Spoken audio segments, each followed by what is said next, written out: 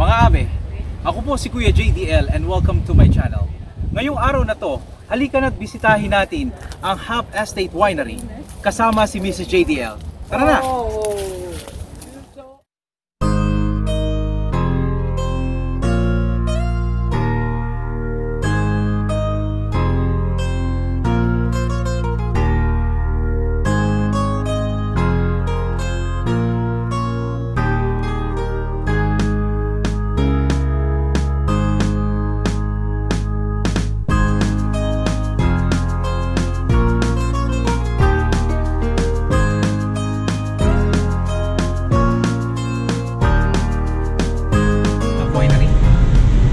Huff Estates Winery.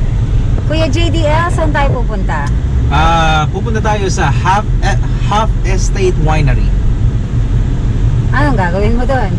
So, titry natin kung pwedeng kumain ng lunch tsaka uminom ng maraming wine. Okay. Sana masarap ang wine nila. Kasi itong Prince Edward County, marami ding wine dito. Winery din to. Kaya marami din napunta dito para kumain, uminom ng wine, mag-wine tasting. Kakanan. 650 pa ang kanan mo. Sorry, nalito ako kay Papa John's Pizza kanina. Ayan, kaya kayo, huwag kayong magbablog habang nagmamaneho. Kasi kung saan kayo pupunta. Totoo po yan, totoo po yan. Hindi naman dapat kakanan, gustong kumanan. Gumagawa ng sariling daan. Dangerous driving yun, ha? Okay. Huwag niyong tutularan si Kuya JD. Huwag niyo po akong tutularan. So mga abe, ang sabi nila, ang gagawin namin, magwa-wine tasting muna kami at saka kami uupo dun sa patio para kumain. Ito yung vineyard nila. So ito yung lineup, mag-umpisa. So ito yan. Tatawagin nila kami kapag ready na. Okay, so tinawag na kami. So ready na kami, ready na. Three different types. So we're having the getaway rosé. Sure? Yeah. So getaway rosé, yun ang muna namin. Getaway rosé. Okay.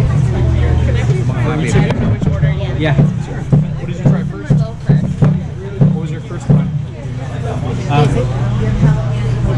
Sorry. What wine did you try first? This is my first. Oh, these are first. Oh, Yeah. awesome. All right. Okay, cheers. Alam mo kung paano tapos i-spit mo lang.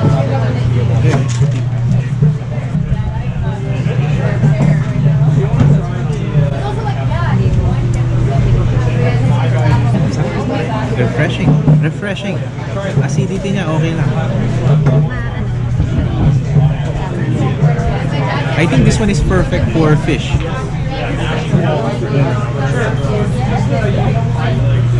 So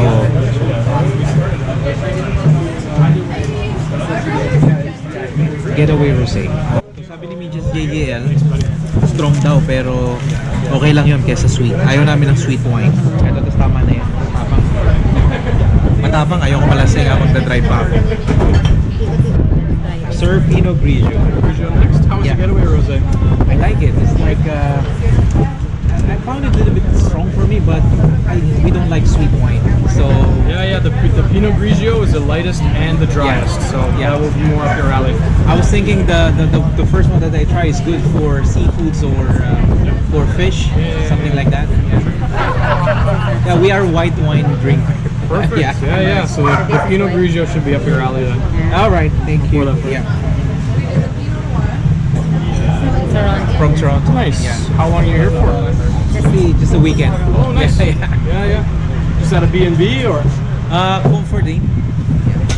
20 minutes away. Yeah, it's close. Yeah.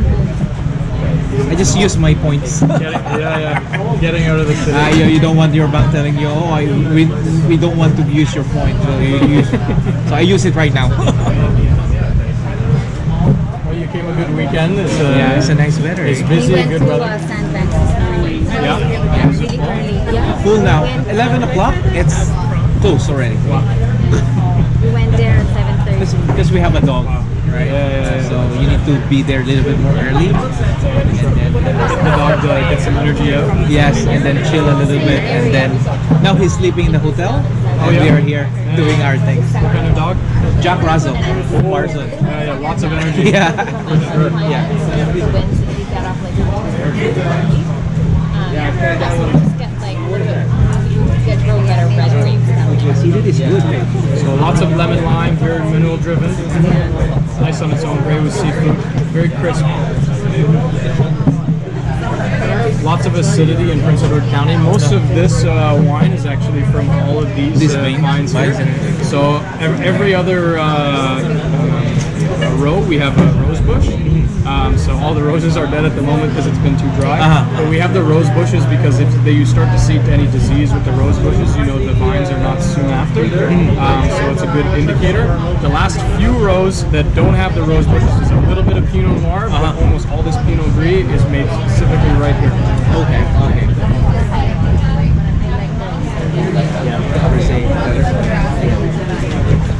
Kasi yun yung masarap. Yung huli namin yan na tinikman eh.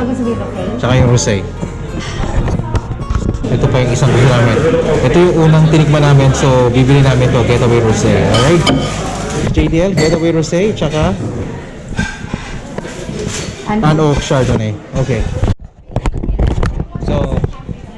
So mga abe, dumating na yung order namin. So in order ni Mrs. JDL, pizza na ano tawag dito? Margarita. Margarita pizza. No, No, it's not. sorry. It's not margarita. Carnivore. Carnivore. Okay. Kasi po ang margarita pizza, keso lang yun, tsaka tsaka pizza. Alright. Sorry, keso lang at tsaka kamatis. Okay? So, yan na, first bite. How's it? Good. So yun lang mga abe, salamat sa panonood at sana sa susunod mas okay na lahat para mas marami